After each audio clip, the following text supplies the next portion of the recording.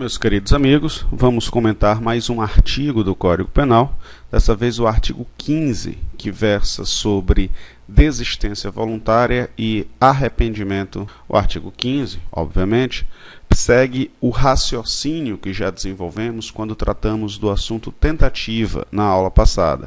E aí, tal como a tentativa, a desistência voluntária e o arrependimento posterior partem da execução, uma das etapas do iter criminis.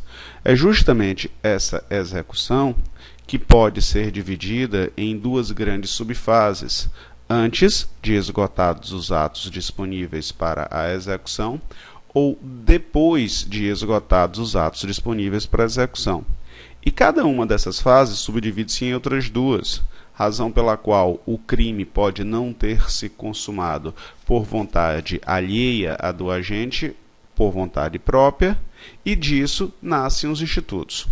Se, antes de esgotados os atos disponíveis de execução, a vontade do próprio agente impede a consumação, tem-se a chamada tentativa abandonada, ou também chamada de desistência voluntária. O termo tentativa abandonada está cada vez mais presente em concurso público, então fique atento a isso, tá bem? Já se foi após esgotados os atos de execução que o agente resolve mudar de ideia e impedir a consumação do crime, tem-se o instituto denominado arrependimento eficaz, ou também chamado de tentativa qualificada. É importante deixar claro esse aspecto do antes de esgotado e depois de esgotado. Bom, por si só, isso já facilitaria a resolução de questões, mas eu preciso detalhar um pouco mais. Então, imaginemos uma linha de tempo, e nessa linha de tempo nós vamos destacar cada uma das etapas do iter criminis. A cogitação, primeira, depois nós temos a preparação, P de preparação, e depois da preparação nós vamos para a execução.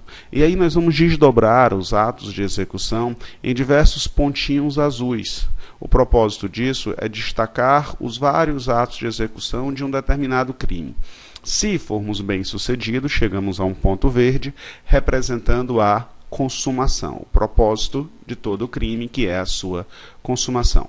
Se, antes de esgotados os meios disponíveis para a execução, vem um raiozinho aqui pintado de vermelho e impede, interrompe a continuidade desses atos de execução, então nós poderemos ter ou a tentativa imperfeita ou a tentativa abandonada, leia-se desistência voluntária. Reparem, os senhores, que a simples interrupção dos atos de execução já impede a consumação do crime. E isso é importante porque na desistência voluntária, os senhores vão reparar que basta o sujeito não continuar fazendo o que ele já vinha fazendo e por si só a consumação deixa de existir. É diferente do que ocorre na figura do arrependimento eficaz. Façamos então uma linha lá para o arrependimento eficaz e nessa linha a gente registra os mesmos desdobramentos do iter criminis, iniciando lá pela cogitação, Czinho de cogitação, depois vem um P de preparação, depois da preparação vem um E de execução. E aí essa execução, tal como antes, vai ser subdividida, fragmentada em diversas etapas que estamos pintando com bolinhas azuis. Se tudo for muito bem sucedido, chegamos à consumação do crime.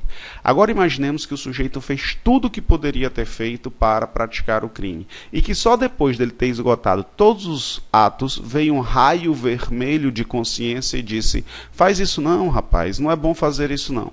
Bom, se ele para nessa altura do campeonato e simplesmente se levanta e vai embora, a consumação vai ocorrer. Porque ele já fez tudo o que poderia ter feito, ele já esgotou os atos de execução. Então, a consumação é o próximo ato lógico. De modo que, se o sujeito quiser impedir a consumação através do seu arrependimento, ele precisará, então, agir novamente, realizar uma nova conduta que impeça a consumação. Como, por exemplo, socorrer levando a um hospital, ministrar o antídoto de um determinado veneno e assim por diante. Tá? Dessa forma, nós temos que a desistência voluntária é uma postura negativa diante do que se fazia e que o arrependimento eficaz é uma postura positiva diante do que fazia. De uma forma ou de outra, importante também destacar que tanto o arrependimento eficaz como a desistência voluntária exigem a chamada voluntariedade, e que essa voluntariedade não se confunde com a chamada espontaneidade. E sem prova, vira e mexe cai. Voluntariedade, não se esqueçam, representa nada mais, nada menos do que o domínio da mente sobre o corpo. É o controle do corpo humano pela mente humana, não necessariamente de forma desejada, com vontade. Às vezes o sujeito faz algo contrariado, mas é a sua mente que controla o seu corpo. Espontaneidade, por sua vez, é originalidade de ideia, é uma criação original. A ideia parte da cabeça do criminoso e depois se manifesta em condutas. Por que eu destaco isso? Porque cai assim em prova. Fulaninho de tal resolve matar o seu desafeto. E aí o desafeto, no momento em que está apto a morrer, próximo a morrer, ele diz para o sujeito que o vai matar: por favor, não me mate, eu tenho filhos, eu sou um concurseiro, você não tem ideia do que é ser um concurseiro e como eu sofro em relação a isso? Por favor, não me mate. E aí o criminoso, compadecido da situação de concurseiro da vítima, ele diz: tá bom, vai-te embora. Veja, a ideia não foi original, não veio da mente do próprio agente a vontade de dizer: tá bom, não vou matar não, fiquei com peninha do sujeito. A ideia veio da própria vítima, que suplicou pela sua vida e conseguiu convencer o criminoso. Mas ele deixou de matar de forma voluntária, foi a sua mente que controlou o seu corpo e disse: marcha ré, vamos embora daqui, tá bem? Então fiquem atentos que não se exige espontaneidade, exige-se apenas voluntariedade. E por derradeiro, eu quero chamar a atenção dos senhores para não confundir o instituto do arrependimento eficaz com o instituto do arrependimento posterior. Até porque o arrependimento posterior tem essa nomenclatura porque surge após a consumação, enquanto que o arrependimento eficaz tem essa nomenclatura porque surge antes da consumação e impede a consumação. Daí receber o nome de eficaz. É isso, pessoal. Espero ter esclarecido alguns aspectos sobre desistência voluntária e arrependimento posterior. Não deixe de fazer os seus próprios comentários no Facebook e de compartilhar esse vídeo, promovendo assim a difusão do conhecimento jurídico. Um grande abraço a todos e até a próxima oportunidade.